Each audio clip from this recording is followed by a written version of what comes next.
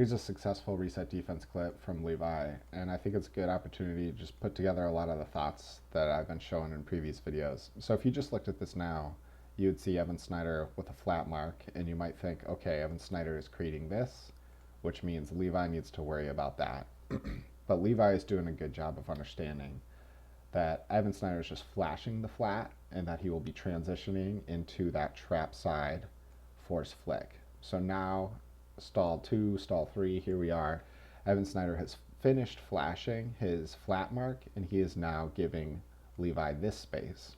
So it flips for Levi. So now Levi has to prepare himself to win in this gold space. And Levi does a good job. So if we kind of drill into even the next level of thought, so now Levi needs to be thinking about, okay, I need to win up here, which means I need to win along this white line. So what's my strategy? Levi likes to stay underneath the white line, and that works really well for him. He's got the quickness and the footwork to do this at a high level. He cannot lose along his left hip. He cannot let the offense beat him on his left hip, because that'll break all of the leverage that he's got. He cannot do that. He has to win on his left hip, and then he has to compete with this person all the way along the white line, and just like compete with his right hip all the way. And Levi does a very nice job of that.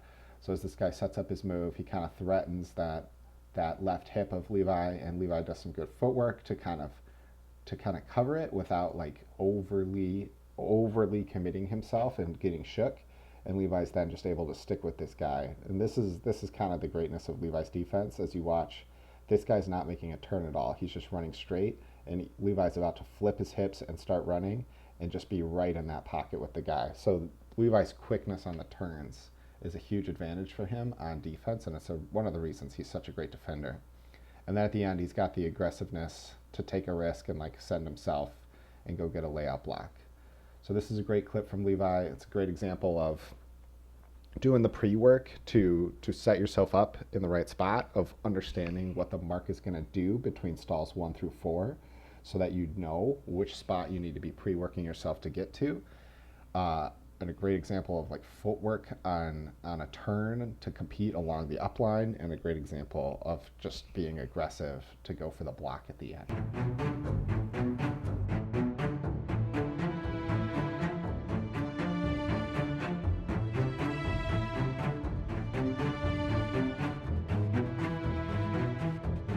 Travis might get beat in this clip, but I do think he does a good job. So this is I would call this an example of good reset defense. It is possible to play good defense and get beat, and I think that's just what happens here. So as you're looking at this clip, Akos is kind of flat, so you might be thinking to yourself, okay, Akos is going to support there, which means Travis can try to jump the around lane here. But that's not true, and Travis is smarter than that. So Travis knows that Akos is going to rotate around stall 2 or 3 to go to that force backhand trap side mark. So watch Akos do that as we roll through the clips. Here he's flat, and then he's going to kind of step into his trap side force backhand mark. And right now that flips the leverages. So now Akos is going to be giving support here, which means Travis has to win along this line. And Travis, you can see Travis is set up to win in the gold space here. So he does a good job. Let's go back, watch Travis's pre-work to get ready to compete.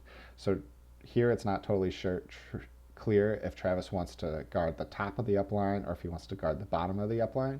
And you can see that he takes a few very intentional steps, boom, to get himself ready to go.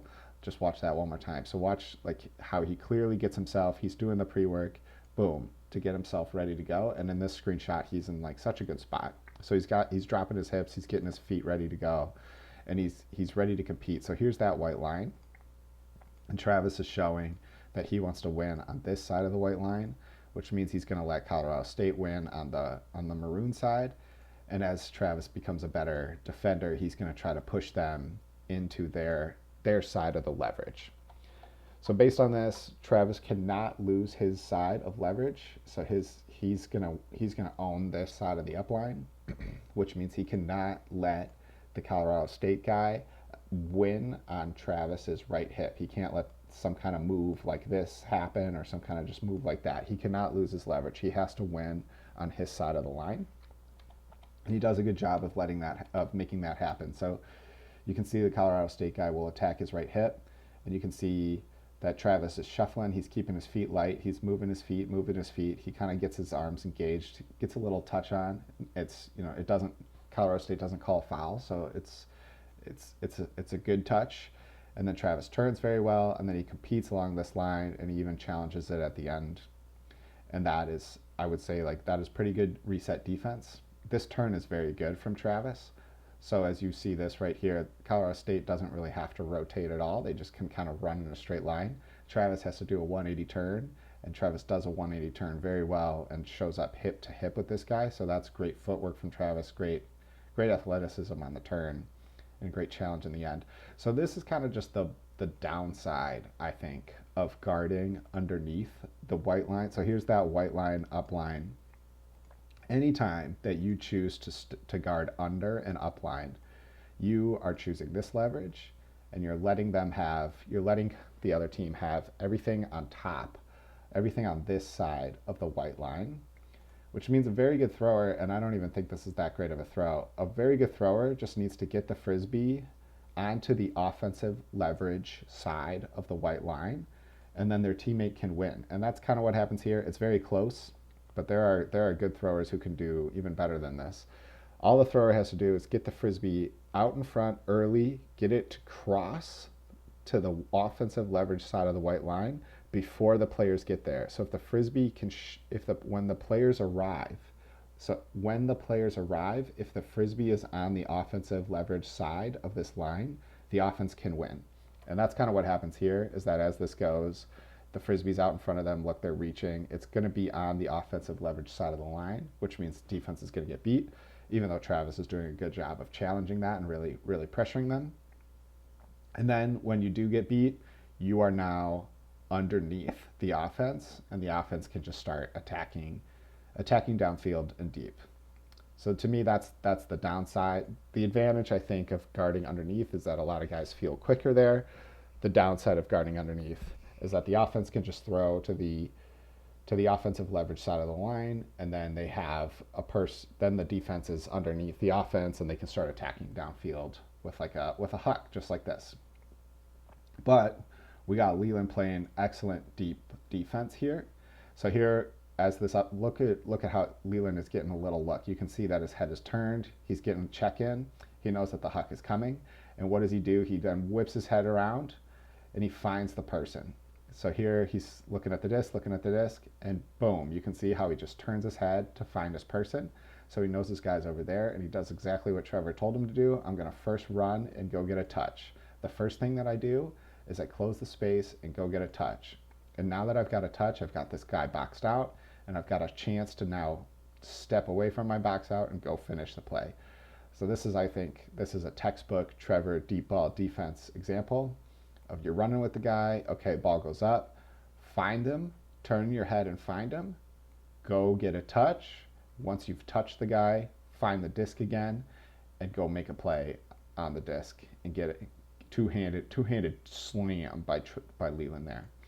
So I would say good reset defense by Travis, good challenge in the end, and also very good deep ball defense there by Leland, getting the block for us.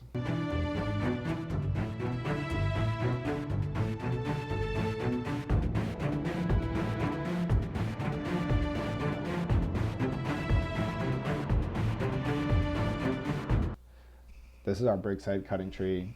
Our break side cutting tree is sick, and I just wish more people were trying to use it during scrimmages and games.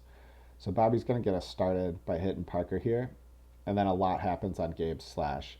So the first thing, we do continue the slash to Gabe, which is great, but there's a lot going on here. So the first thing is, as Parker gets the ball, Gabe is trying to give Parker a little time. He's trying to buy some time for Parker, so he's trying to go slow through this slash.